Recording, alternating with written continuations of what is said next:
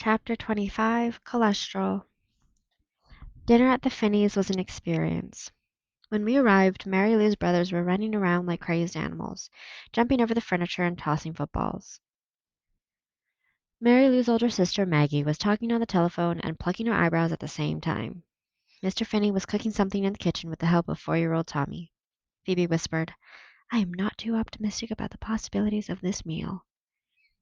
When Mrs. Finney straggled in the door at 6 o'clock, Tommy and Dougie and Dennis tugged at various parts of her, all of them talking at once. "Look at this!" and "Mom, Mom, Mom!" and "Me first!" She made her way into the kitchen, trailing all three of them like a fishhook that has snagged a tangle of old tires and boots and other miscellaneous rubbish. She gave Mr. Finney a sloppy kiss on the lips, and he slipped a piece of cucumber into her mouth. Mary Lou and I set the table, although I think it was largely a wasted effort. Everyone descended on the table in a chaotic flurry, knocking over glasses and sending forks onto the floor and picking up plates, which did not match, Phoebe pointed out to me, and saying, "That's my plate. I want the daisy plate." And, "Give me the blue one. It's my turn for the blue plate." Phoebe and I sat between Mary Lou and Ben. In the center of the table was a whopping platter of fried chicken. Phoebe said, "Chicken? Fried? I can't eat fried foods. I have a sensitive stomach." She glanced at the 3 pieces of chicken on Ben's plate. "You really shouldn't eat that, Ben. Fried foods aren't good for you. First of all, there's the cholesterol." Phoebe removed 2 pieces of chicken from Ben's plate and put them back on the serving platter. Mr. Finney coughed. Mrs. Finney said, "You're not going to eat that chicken, then, Phoebe?" Phoebe smiled. "Oh, no, Mrs. Finney, I couldn't possibly.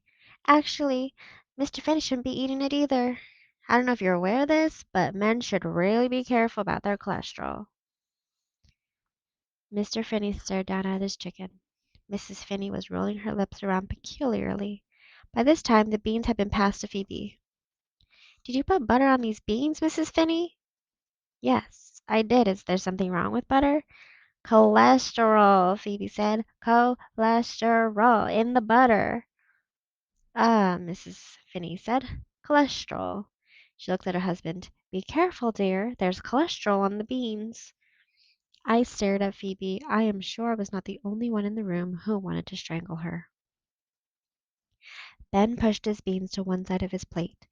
Maggie picked up a bean and examined it. When the potatoes came around, Phoebe explained that she was on a diet and could not eat starch. The rest of us looked glumly down at our plates.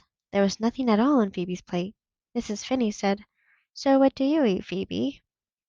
"My mother makes special vegetarian meals, low calorie and no cholesterol. We eat a lot of salads and vegetables. My mother's an excellent cook." She never mentioned the cholesterol in all those pies and brownies her mother made. I wanted to jump up and say, "Phoebe's mother has disappeared, and that is why Phoebe is acting like a complete donkey."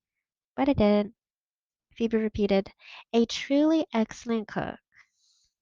"Marvelous," Mrs. Finney said. "And what do you propose to eat tonight?" "I don't suppose you have any unadulterated vegetables?" "Unadulterated," Mrs. Finney said. "It means unspoiled, without any butter stuff added." "I know what it means, Phoebe," Mrs. Finney said.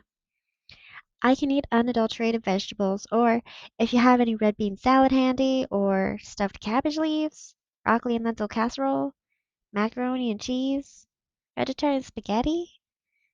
One by one, everyone at the table turned to stare at Phoebe.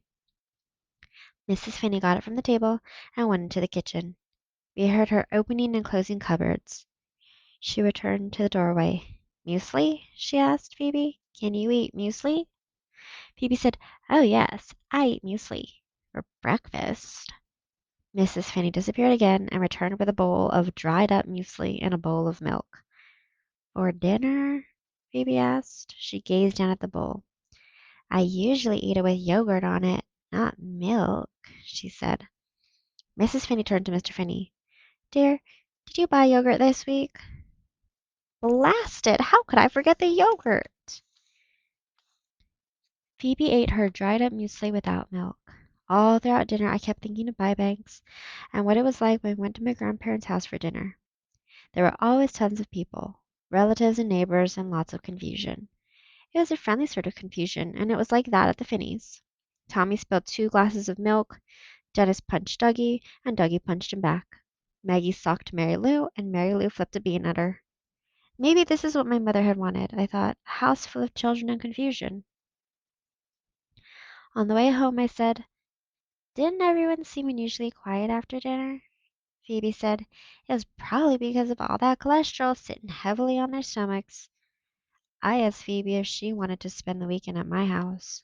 I'm not sure why I did this. It was an impulse. I had not yet invited anyone to my house. She said, "I guess, that is, if my mother's still." She coughed. "Let's go ask my dad." In the kitchen, her father was washing the dishes. He was wearing a frilly apron over his white shirt and tie. "You're supposed to rinse the soap off," Phoebe said.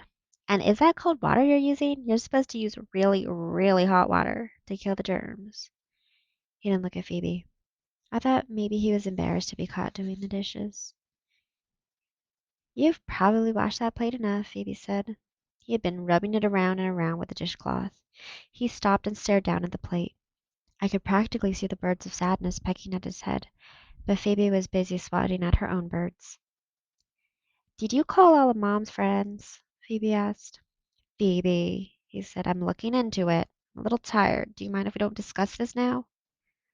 "But don't you think we should call the police?" "Phoebe." "Sal wants to know if I can spend the weekend at her house." "Of course," he said. "But what if Mom comes back while I'm at Sal's? Will you call me? Will you let me know?" "Of course." "Or what if she telephones? Maybe I should stay home." "I think I should be here if she calls." "If she telephones, I'll have her call you at Sal's," he said.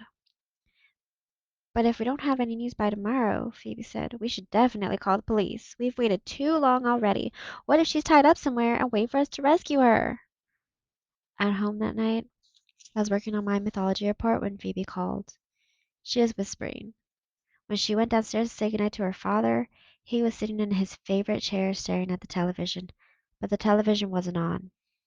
If she did not know her father better, she would have thought he had been crying. "But my father never cries," she said.